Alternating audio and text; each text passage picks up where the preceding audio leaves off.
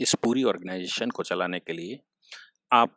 नीचे डिस्क्रिप्शन से हमारे ऐप को डाउनलोड कर सकते हैं, जिससे कि लॉ स्टूडेंट्स को, लॉयर्स को और आम आदमी जो लॉ जानना चाहता है वो पेड प्लस फ्री क्लासेस का लाभ ले सकता है। नमस्ते सदावत्सले मातृभूमि। विषय बड़ा गंभीर है और विषय इतना गंभीर है कि देश का किसान, जिसको लोग अन्नदाता भी कहते हैं, हालांकि मेरी परिभाषा में अन्नदाता, दाता जिसको कहते हैं वो होता है जो पूर्ण रूप से समर्पण करता है। फिर भी हम अन्नदाता कह सकते हैं क्योंकि ये एक्सक्लूसिव राइट है किसानों का। हमारे सामने एक समस्या आ रही है कि किसान जिस प्रकार से पूरी दिल्ली को बंद किए हुए हैं, उन्होंने दिल्ली को बंधक बनाकर रखा है। ऐसी सिचुएशन में दिल्ली में केंद्र सरकार ने उनसे बात करने का प्रयास किया। कल कृष्ण पक्ष की तृतीया संवत सन 1942 की कार्तिक मास में वार्ता हुई और इस वार्ता में केंद्र के जो ऑफर्स थे, उन ऑफर्स को पूर्ण रूप से किसानों ने खारिज कर दिया। किसान कहें या तथाकथित किसान कहें, मैं ये मान भी लूँ कि किसान है, कि कोई किसानों की समस्या अगर ये खालिस्तानी उठा रहे हैं या किसानों की समस्या कोई भी उठा रहा है तो समस्या है। इसलिए समस्या का समाधान की तरफ हम बढ़ें, कैसे बढ़ें और कैसे सोचें। मुझे लगता है कि केंद्र सरकार ने जो ऑफ़र किया,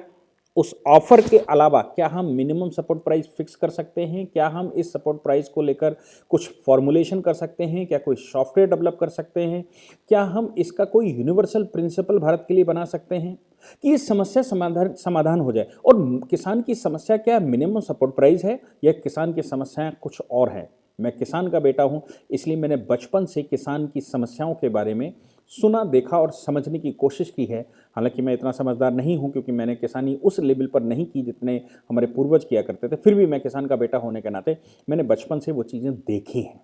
और जो उन्होंने कहा उसके बाद थोड़ी सी समझ आने के बाद कुछ समझने की कोशिश की। मैंने पहले भी कहा है कि जो 3 बिल सरकार लेकर आई है वो बहुत अच्छे बिल हैं और उन बिलों की खास बात यह है कि जो पहले से व्यवस्था चल रही थी उस व्यवस्था के एडिशनल उन्होंने व्यवस्था दी। पुरानी वाली व्यवस्था में रिस्ट्रिक्शन तो हटाए, लेकिन पुरानी वाली व्यवस्था में कहीं से भी नए सिरे से ऐसा नहीं है कि उनमें कुछ बाधा पैदा की हो। तो जो बाधाएं थी, जैसे आप मंडी से बंधे हुए थे, मंडी समिति से बंधे हुए थे, या बॉर्डर से बंधे हुए थे, स्टेट से बंधे हुए थे, स्टेट के रिस्ट्रिक्शंस थे, या हम कॉर्पोरेट एग्रीमेंट नहीं कर पाते थे, हम एग्रीमेंट करके इन्वेस्टमेंट नहीं ले पाते थे खेतों के लिए, ये सारी समस्याओं की जो सारी रिस्ट्रिक्शंस हैं उनको समाप्त किया गया। अब मुझे नहीं लगता कि पूरे देश का किसान, इस समय फसल बुवाई का समय है और पूरे देश में फसल की बुवाई चल रही है, तो जो ओरिजिनल किसान है, जो किसानी करता है, वो मैदान में आएगा या वो इस योग्य भी है कि वो कुछ कह सके, क्योंकि उसका वर्ष खराब हो जाएगा अगर वो इस समय अपनी फसल को छोड़कर आंदोलन पर चला गया। फिर भी मैं मानता हूं कि ये अड़तिया या जो बिचौलिया वर्ग है, वो भी किसान ही अपने आप को कहता है, किसानों से ही बिचौलिया वर्ग डेवलप हुआ होगा या अड़तिया वर्ग डेवलप हुआ होगा, ये उनका मूवमेंट है। और सपोर्ट करने वाले देश के तथाकथित जो नक्सलाइट कम्युनिस्ट हैं, या मैं ये कहूं कि कनाडा के पीएम उसका सपोर्ट कर रहे हैं, या और जो लोग सपोर्ट कर रहे हैं, या जो मोदी सरकार के विरोधी सपोर्ट कर रहे हैं, कोई भी कारण क्यों ना हो, मुख्य उद्देश्य तो किसान की समस्याएं कैसे सॉल्व हो और किसान की समस्याएं हैं क्या।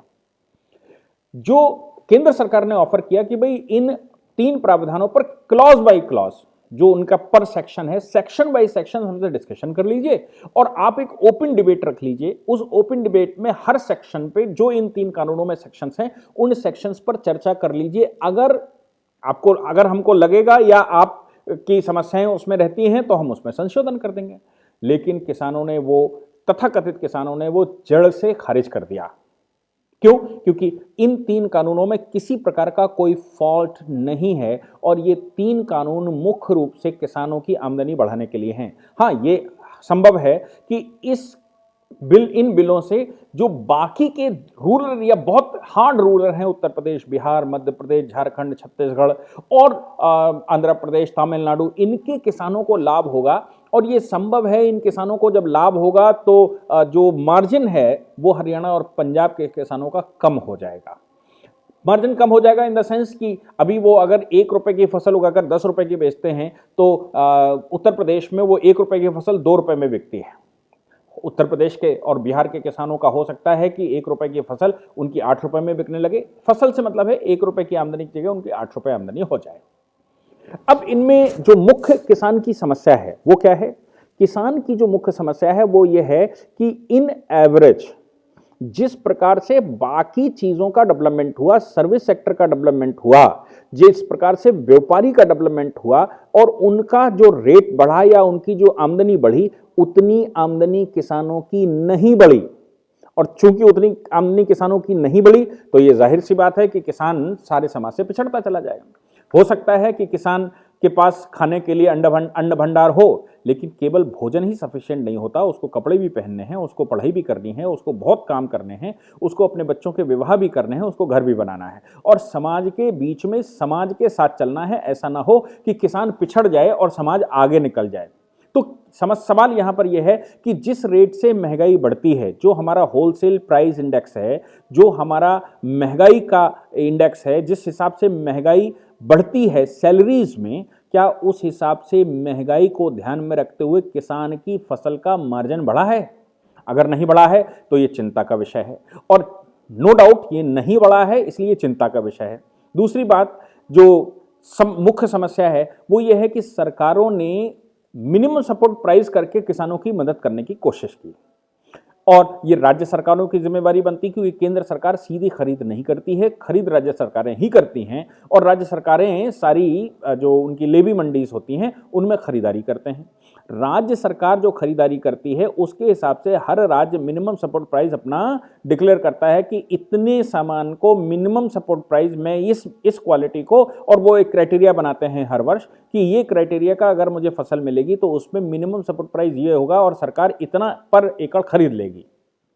अब मिनिमम सपोर्ट प्राइस का केंद्र सरकार से बहुत कुछ लेना देना नहीं है, हालांकि एक टेंटेटिव प्राइस केंद्र सरकार भी मिनिमम सपोर्ट प्राइस का देती है, लेकिन वो राज्यों के ऊपर बाइंडिंग नहीं होता। जो केंद्र जिस पर खरीदारी करेगी उस पर तो वो मिनिमम सपोर्ट प्राइस अपना देते हैं, बाकी की खरीदारी 99% राज्य करता है, जिसका मिनिमम सपोर्ट प्राइस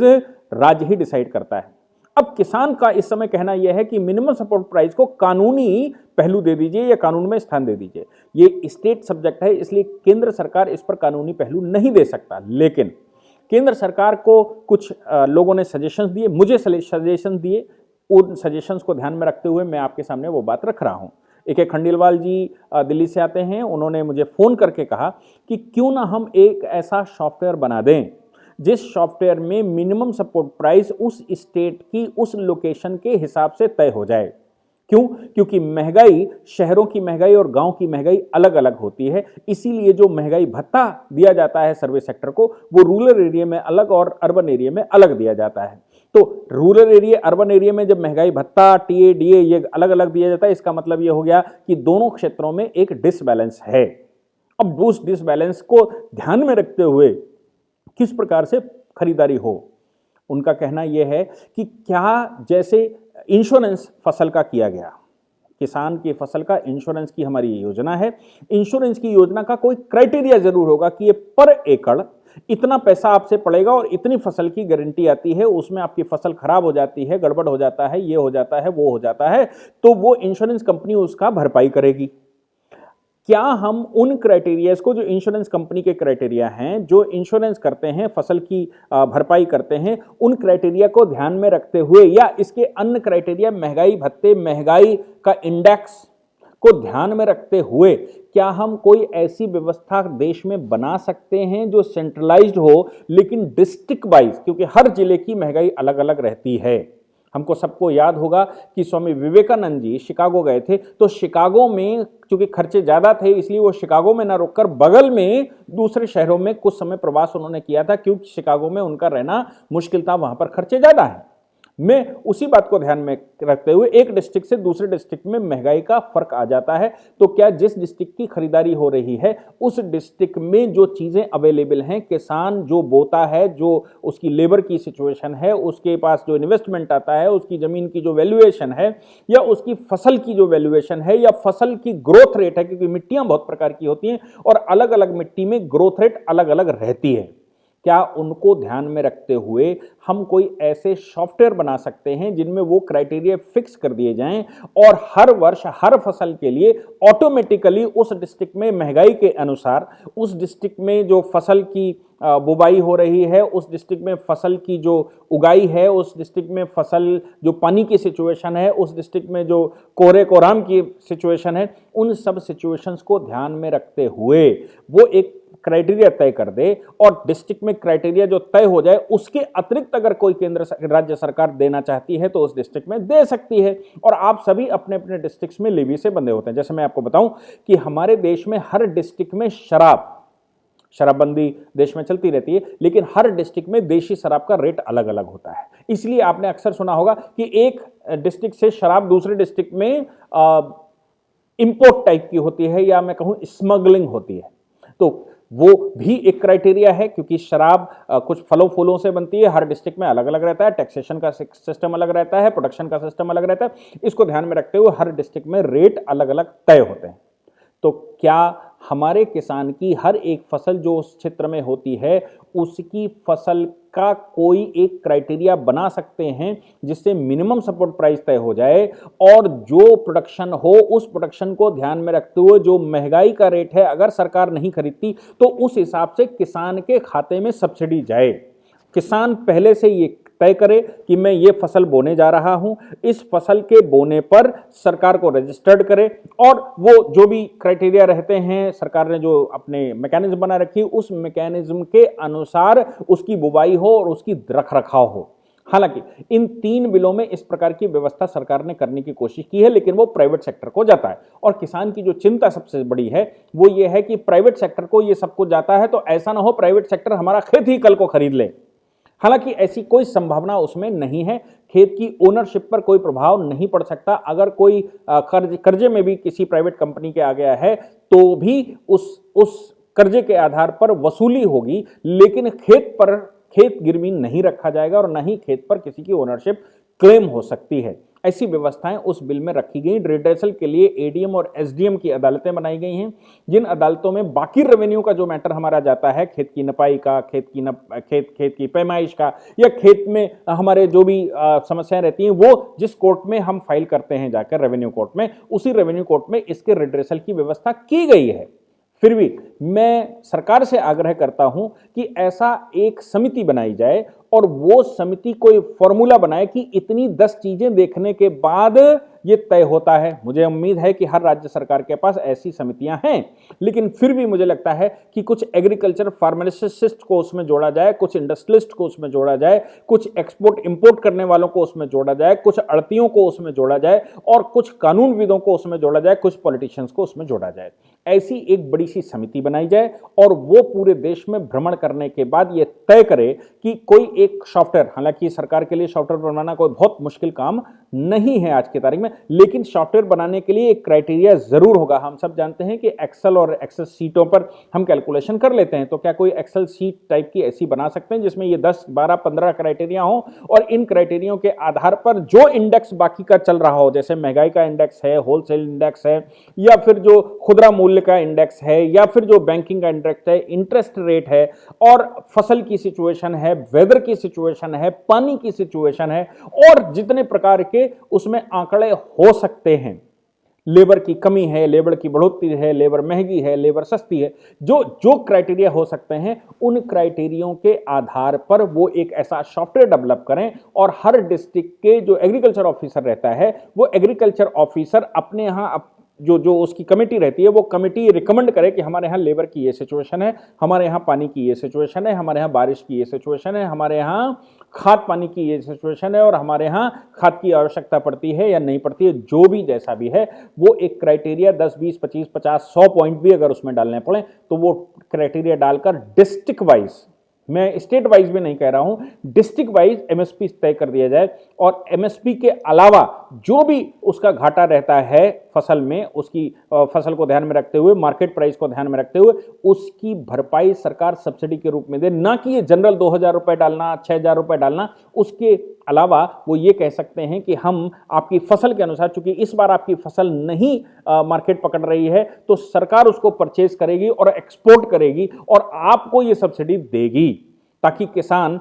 बाकी लोगों के पैरेलल खड़ा हो सके, बाकी लोगों से वो फाइट कर सके और किसान को ये ना महसूस हो कि वो कहीं ना कहीं पिछड़ा हुआ रह गया है, कहीं से वो छूटा हुआ है। मुझे लगता है ये आंदोलन तो बिल्कुल